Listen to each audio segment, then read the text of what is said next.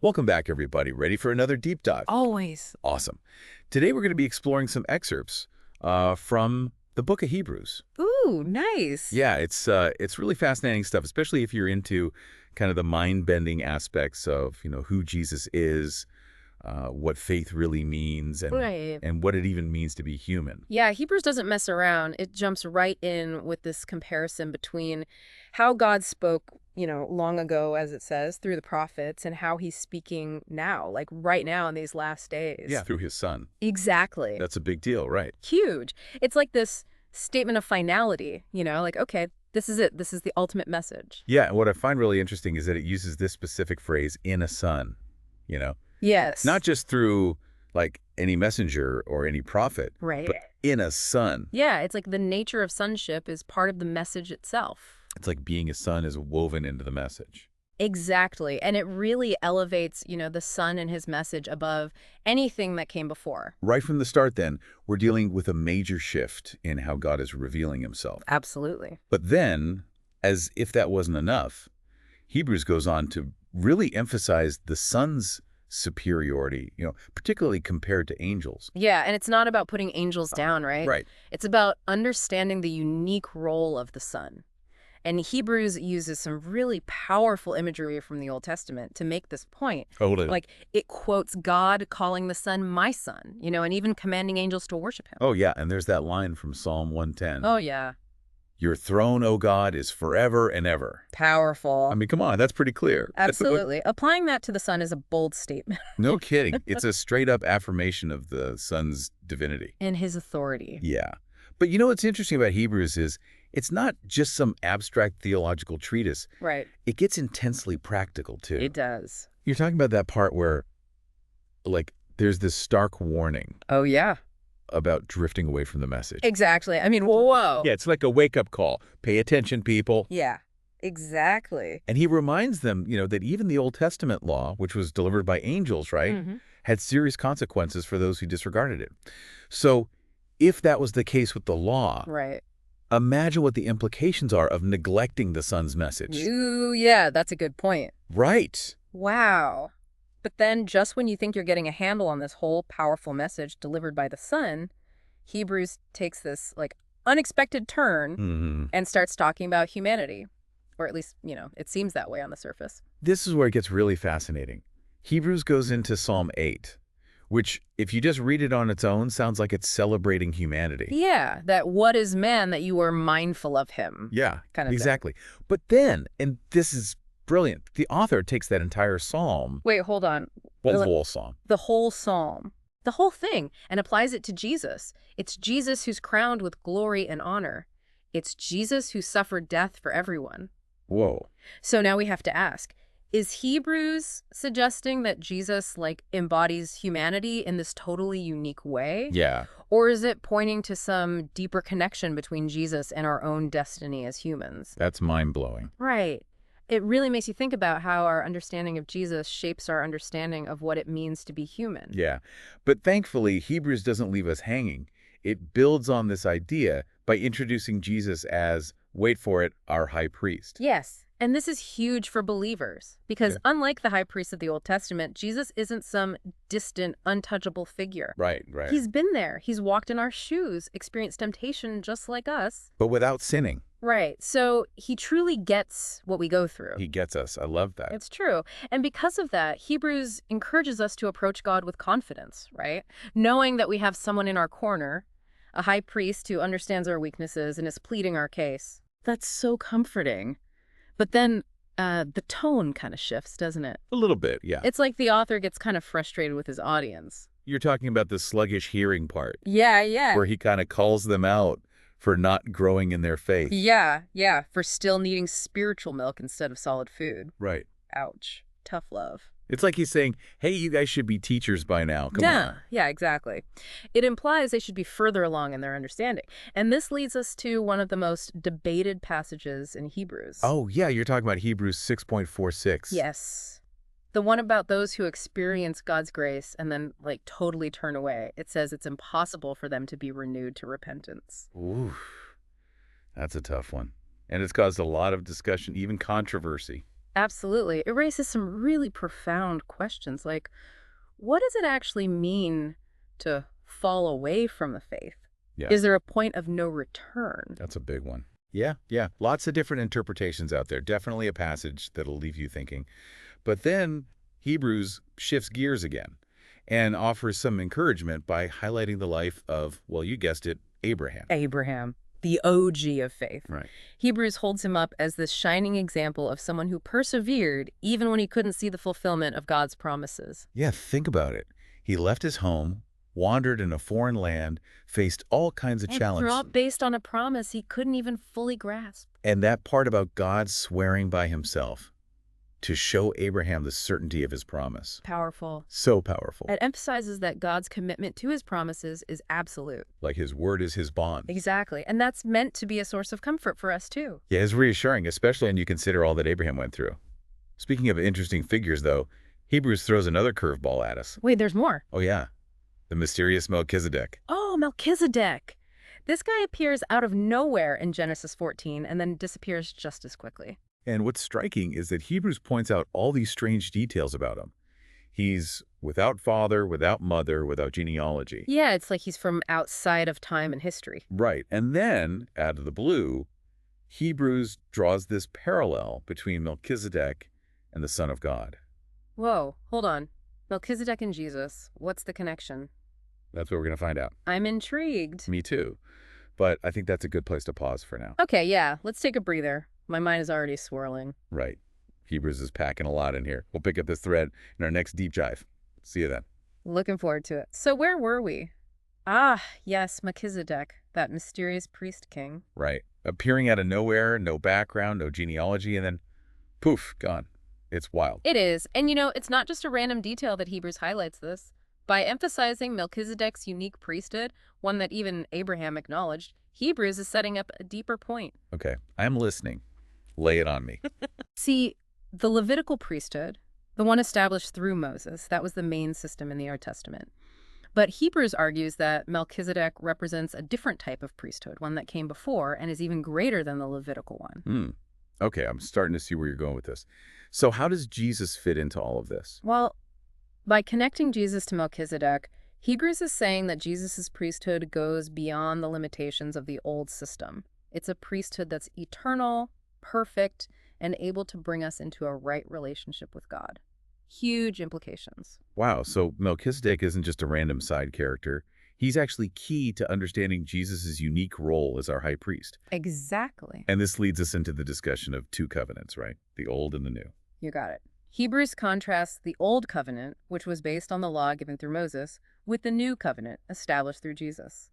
The Old Covenant was good for its time, but ultimately imperfect, kind of like the earthly tabernacle and its rituals. Yeah, like a shadow pointing to something much greater. Exactly. But the New Covenant, that's the real deal, based on better promises and made possible by Jesus' sacrifice. And this brings us full circle back to the idea that God has spoken his final word through his son. It's all connected. It really is. It's a beautiful tapestry of ideas woven together. This is blowing my mind. Yeah. But as you said earlier, Hebrews isn't just about laying out these big theological concepts. It gets practical too, especially when it comes to faith. Absolutely. Chapter 11, the famous Hall of Faith, showcases those who lived by faith, even when they couldn't see the complete fulfillment of God's promises, like during their lifetimes. It's amazing, right? These heroes who trusted God, even when things didn't make sense, just like Abraham. Totally. And it's worth looking at some of them more closely. Take Enoch, for example. Hebrews says he walked with God and was taken up, so he didn't even experience death. Wow. Like he was so in tune with God that he transcended the normal human experience. Exactly. Or consider Noah, who built an ark in the middle of nowhere based on God's warning about a flood. Talk about trusting in something you can't see. Imagine the reactions he must have gotten. No, what you building there, buddy? Yeah. But he persevered, driven by his faith in God's word. And of course, there's Abraham again, who, even in his old age, believed God's promise that he and Sarah would have a son and become ancestors of a great nation. So faith isn't passive, it requires action, even when the outcome is uncertain. Right. And what's fascinating is that Hebrews points out that these folks were commended for their faith, even though they didn't see all the promises fulfilled during their lives. That's so interesting. So it makes you wonder, is Hebrews hinting at a future fulfillment for them, connected to the better thing that God has provided for us through Christ. It's a thought-provoking idea for sure, and it raises questions about how faith operates across time, across generations. Yeah, like their faith is somehow woven into ours. But Hebrews doesn't just give us these inspiring examples, it also challenges us to consider the cost of following Jesus. You mean the part about discipline? Yes. Chapter 12 starts with that image of a race, urging us to run with endurance and keep our eyes on Jesus. He's the pioneer and perfecter of our faith. Right. It's a reminder that following Jesus isn't always easy. There will be struggles, and times will be tempted to quit. But we're not alone. We have this whole crowd of witnesses, these heroes of faith cheering us on, and Jesus himself waiting at the finish line. It's powerful, right, to know we're part of something bigger, this long line of faithful people who came before us. It's encouraging. But running the race with endurance also means accepting the discipline that comes with it. And that part about God disciplining those he loves, it can be tough to understand. Definitely. But Hebrews presents it as a sign of love, not anger. Like a parent correcting a child because they want the best for them. Even if it's not fun at the moment. Exactly. It's about God shaping us, refining us, helping us become who we're meant to be. So those tough times, the trials, the feeling of God's discipline, those are actually chances for growth. Exactly. Not to break us, but to mold us more into the image of Christ. That's a helpful way to think about it. Reframing those difficult times as opportunities for something good. But right after this talk about discipline, Hebrews throws in some warnings, like, don't get too comfy. You mean the parts about rejecting God's grace and the dangers of chasing after unholiness? Yes. First, that line in Hebrews 12.14. Make every effort to live in peace with everyone and to be holy. Without holiness, no one will see the Lord. It's a stark reminder that pursuing peace and holiness isn't optional. They're essential for truly experiencing God. And then it gets more intense with a warning about becoming like a bitter root that causes trouble. And it uses Esau as a negative example, the guy who traded his birthright for some temporary pleasure and then couldn't get it back. Esau's story is a classic cautionary tale, putting short-term gratification over long-term blessings. Yeah, it makes you think about the choices we make and their consequences, not just in this life, but the next. Definitely. Then there's that terrifying moment the Israelites had with God at Mount Sinai. The smoke, the fire, the booming voice, intense. It really shows how awe-inspiring God's presence is. Even Moses, who talked to God regularly, was terrified. But then Hebrews contrasts that with our experience as believers under the new covenant. Right. We haven't come to a physical mountain, but to Mount Zion, the heavenly Jerusalem. So, no fear and trembling. We can approach God with confidence and joy, all because of Jesus' sacrifice. Like a whole new way to relate to God, not based on fear, but grace. And then just when you think it's wrapping up, Hebrews gives us this series of practical instructions, like a checklist for living out our faith. Love one another, show hospitality, remember those in prison, honor marriage, be content with what you have. It covers a lot. It does.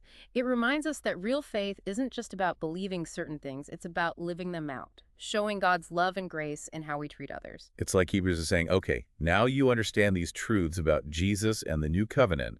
Here's how to put them into action. Exactly. And it ends with that powerful reminder. Jesus Christ is the same yesterday and today and forever. A great way to wrap things up. Like a final word of encouragement. Stand firm in your faith. Don't be swayed by the world, but anchor yourself in the truth of who Jesus is and what he's done. A message that's just as powerful today as it was back then. What are your thoughts so far? Yeah, it's, I don't know about you, but sometimes I get so caught up in the day-to-day Oh, tell me about it. that I lose sight of Yeah, the bigger picture, absolutely. It's easy to get bogged down in the details. Yeah, and Hebrews really does, I think, a good job of bringing it all back into focus, reminding us what really matters, like at the end of the day. It totally does. And I think that's one of the things that makes it so unique. It blends these profound theological ideas with practical instructions on how to live. Like it's saying faith isn't just about believing certain things. It's about living a certain way. Yeah, exactly. And it doesn't shy away from the hard stuff either. Like, remember that passage about not throwing away our confidence? Oh, yeah, that's a good one. Almost like a warning against, I don't know, like spiritual amnesia or something, like forgetting all the amazing things God has done for us and the promises he's made. Right, exactly. And it connects that confidence to the idea of endurance, Mm. reminding us that we got to persevere if we want to actually receive what God's promised. Like, hey, don't get discouraged, don't give up, keep running that race. It's a good reminder that faith takes work, Yeah. that sometimes it's hard. Absolutely. And it even quotes the prophet Habakkuk to emphasize this point. The righteous will live by faith, and if he shrinks back, I will take no pleasure in him. Wow. Okay, that's pretty intense. Right. Straight to the point. But it does underline the importance of like really standing firm in your faith even when things are tough. It does, but thankfully, it immediately follows that up with some reassurance, but we are not of those who shrink back and are destroyed, but of those who have faith and preserve their souls. Oh, good. That's good. That's a relief. But I do think it raises an interesting question. What does it truly mean, though, to live by faith? What does that look like in the nitty-gritty of everyday life? I think that's a question we all have to wrestle with, honestly. And I think Hebrews provides some clues by pointing us back to those examples we talked about earlier. Those heroes of faith who faced some crazy challenges, yet remained totally devoted to God. Right, like Abel, Enoch, Noah, Abraham, Sarah, Moses. All these people who they just chose to believe God, even when it didn't make sense. Even when everything seemed to be against them. And that's the kind of faith Hebrews is calling us to, a faith that's unshakable, unwavering, a faith that's willing to trust God no matter what. It's the kind of faith that endures, Yeah. that keeps going, keeps running the race no matter how hard it gets. Exactly. I got to say, I am feeling challenged and inspired after this deep dive into Hebrews. Me too. It's amazing how this ancient book speaks so powerfully to us, like right now. It really is. It's a good reminder that these truths are timeless and relevant for every generation, no matter when you live. I think we've covered a lot of ground today. From the supremacy of Jesus to the importance of faith and endurance, and even some practical tips on how to actually live out our faith in a way that honors God. It's been quite a journey. It has been. But as we wrap up, I'm kind of left with this one thought, In Hebrews 11:40, it says that God has prepared something better for us, something that those who live by faith before Christ didn't receive during their lifetimes. I wonder, how is their faithfulness connected to the blessings we experience today? That's a great question to end on. Yeah. It really makes you think, Perhaps their faithfulness paved the way, in a sense, for the better thing we now have because of Jesus. Maybe their stories serve as a reminder, a testament to the enduring power of faith. Yeah. Encouraging us to run our own race with that same perseverance, trusting that God will always keep his promises. It's beautiful. I love that. Well, thanks for joining us on this incredible deep dive into the book of Hebrews. We hope you've been challenged, encouraged, and maybe even inspired to live out your own faith a little more boldly, a little more confidently. Until next time, keep diving deep, everybody.